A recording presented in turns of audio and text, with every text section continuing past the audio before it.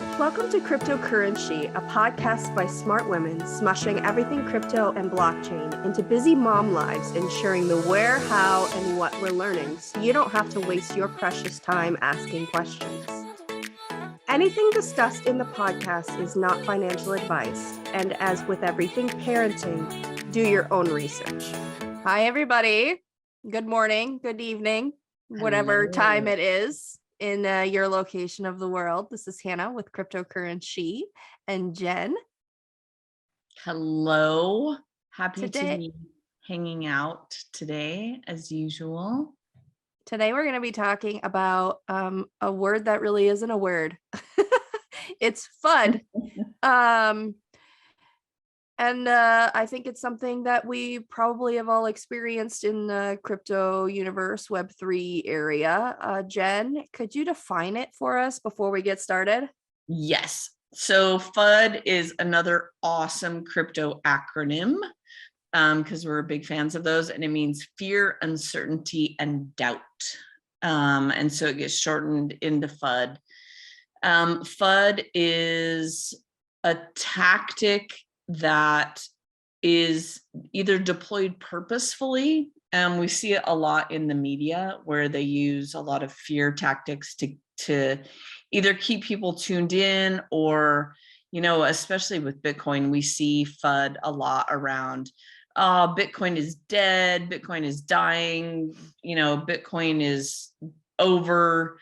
We see it with a lot of things, either from people who are Bitcoin maxis or people that love gold or people that are trying to discredit a new project. And so that's where we see FUD deployed a lot. It really, I think, ends up coming from people who either don't understand a thing or are purposefully trying to kind of buy time. Like I see it with government agencies or the SEC that will try to say, this is a horrible thing. We saw it with Jamie Dimon in the early days before JP Morgan started investing, where he would say, Bitcoin is awful, but then the next day he would buy Bitcoin because he would drive the price down. And so in the stock market, you see FUD deployed on purpose for people that are shorting a stock. And so it can be a very manipulative tactic, but it's just as real as FOMO, which we just talked about in our last episode. For me, I have a lot of scenarios. FUD is really real for me. I think probably more than FOMO, because I'll do all of my research and I'll know that I want to get into a project. There's one right now, actually, that I've looked at. I've done all my research. I've actually reached out to the team. I've asked if I can be part of the project. What they're doing is incredible and amazing. And I'm it's everything I've talked about in the crypto world for a really long time. And I haven't bought yet. And I don't know why. There's just this uncertainty, which is the U in FUD. And I've done this a lot with projects where everything is green light. There's absolutely nothing there, but there's just this uncertainty of I'm the first one, or a really early adopter on something. And I'm well, if the crowd hasn't noticed it yet, what am I missing? Where I get this internal uncertainty of clearly I'm missing something because nobody else is seeing what I'm seeing. And I'm not kidding you. This has happened to me no less than a dozen times where I know I'm right. I feel like I'm right. And if I would do what I tell other people to do, which I'll tell everybody about a project and go, okay, please go do your own research on this. And they're all okay, well, I did my research. It looks amazing. Jen said it's amazing. I bought the thing. And I don't take my own advice because of that uncertainty that I'm surely I'm missing something because nobody else is talking about this project. Nobody else is buying this project. It's so cheap right now. It hasn't spiked. It's not on the main exchanges. Like, I'm so early. What am I missing? I've FOMO'd into projects before this, and it's cost me all this money.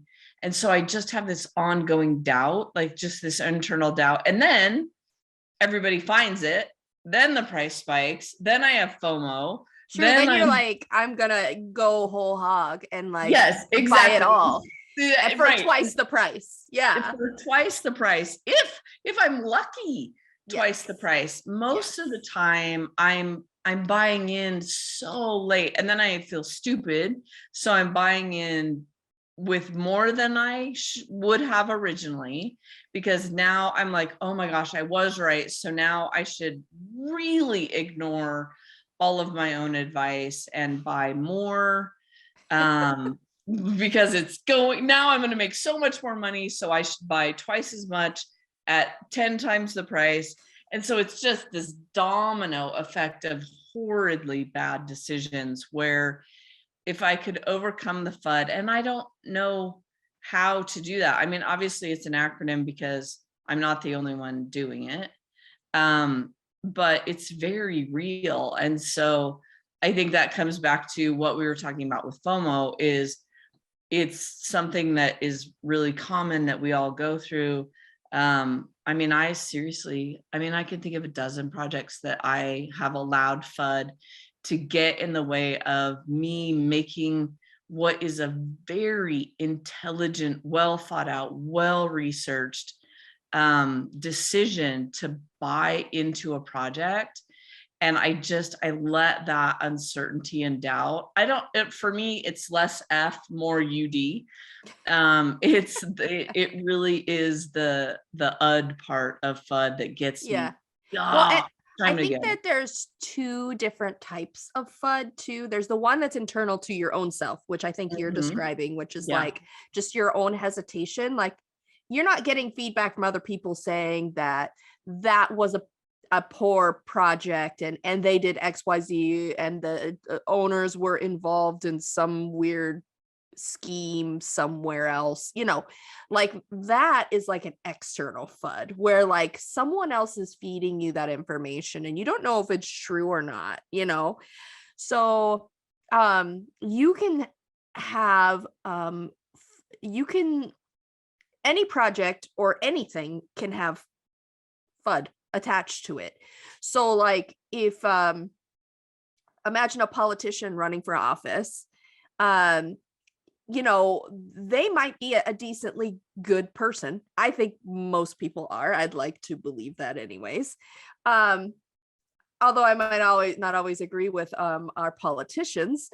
I think that generally they're trying to make the best decisions they can and they're not ever gonna, make everybody happy. But their opponents are always gonna make them seem like they're like the spawn of the devil. So like you have that FUD, if you will, from the opponent, whether they're right or wrong, like, or whether it's true or not, it doesn't matter in this instance, because it's still creating fear, uncertainty, and doubt in the mind of the voter, if that makes sense. So when you're going into you're considering purchasing into a project that is well known enough to have people who are actively arguing against it for whatever reason. I don't know, people get passionate about weird things. But like, say Cardano for instance, like let's talk about that for oh my gosh. Like Cardano is a blockchain, and the native coin on the Cardano blockchain is ADA, ADA. And people are just really passionate, usually one way or the the like whether there's like, no middle. There's no middle when it comes to Cardano. There's like the people who are super passionate about, and it's very much just like politics, it seems, like you have a lot of, you have this like really far to the right, you have this really far to the left, and these people like argue about this, and I'm just like, why? So you have this like group of people who's just actively fighting against and like commenting on Twitter to try and like get people to not invest or like make fun of people who are investing in certain projects like Cardano. And everybody's entitled to their own opinion. Like that's whatever. They can say whatever they want. It's the internet. You can find your own echo chamber if you really like look hard enough, right, right. Yeah, Twitter is the prime like if you want to experience either FUD or FOMO, yeah, Twitter is the best place to get your daily allotment of FUD. Like just pick a topic, hop in there, make a comment. Oh yeah, you'll get all the FUD you need. Yes. So people will actively, and they're called FUDsters. Have you heard that? I'm assuming you've heard that term before. I haven't, but I love it's kind of like I have met them. I have met FUDsters. I just did not know there was actually a term for them. I mean, I don't know if that's the I don't know if that's the official term, but I've seen people use that term. So I'm just gonna go with it. I'm in. Yeah. Maybe I'm just, like a mid-30s woman on the internet who doesn't understand like what real terminology is. And I saw it once and I was just like, yeah, that's a thing. Well, if it was on Twitter, it's real. So perfect. Well, it's real then. And they basically just like, it's kind of like a troll, like an internet troll, like they just peruse posts, and it's almost like they like search the tags for like that specific project, and then they'll be like, it'll just be like, that's a lost cause, like the director of that project is actually a gnome. Or like some like weird thing that you're like, what are you even talking about? Sometimes it's not that weird. Like sometimes like they're like, you probably shouldn't invest in this because it's bad for the environment or whatever, which may or may not be true, but it is creating fear, uncertainty, and doubt in the eyes of the investor. So yes, I think you especially see FUD happen around one, like new projects, like on their way up, controversial projects. I guess, I mean, Cardano, I guess, is considered controversial for some reason. I think it's because the whatever, people are upset that it's not moving fast enough for them. Right. That's another story that we can touch on in a whole other episode.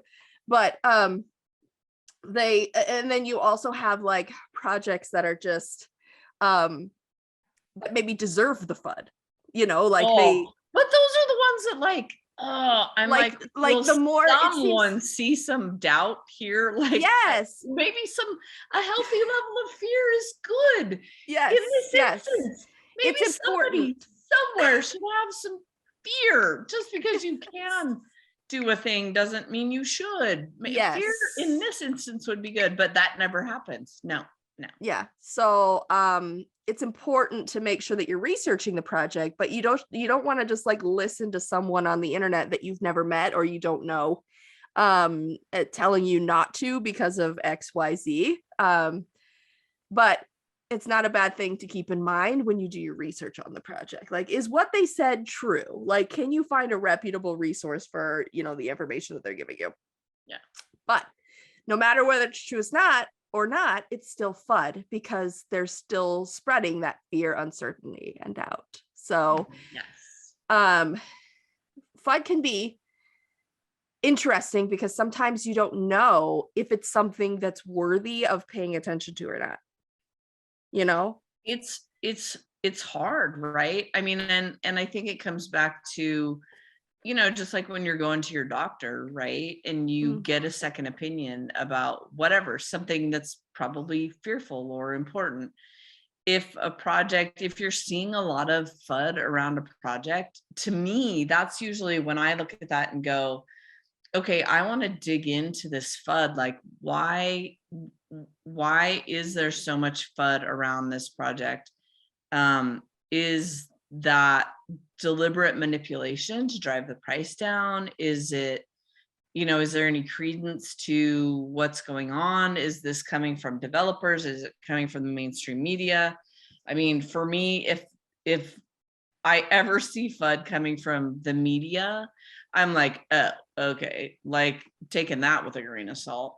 But, and there are certain people on Twitter that if somebody has some concerns about a project, I'm like, oh, okay, I did apparently miss something. I want to look into that a little bit more. And so when I see FUD pop up, it just becomes really an indicator that either I'm doing it right because I'm on a project where it's experiencing a lot of FUD. I've done all my research, and the people that are creating FUD, mainstream media, right, about Bitcoin, you kind of go, yeah, all right, we've got this right.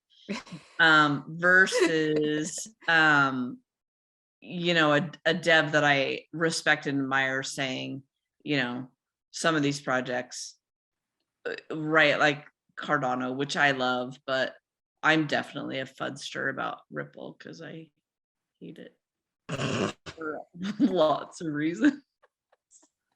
We all have our own opinions about different things, so don't come for us, okay? We do. We It's do. cool. Like, if you like Ripple, we are not hating on you. Like, whatever. Like, you do your thing. You do your thing. Right, If you yes. like Cardano, if you are a Bitcoin Yes. maxi and that's the thing that you like to do, then you just go right Right. ahead.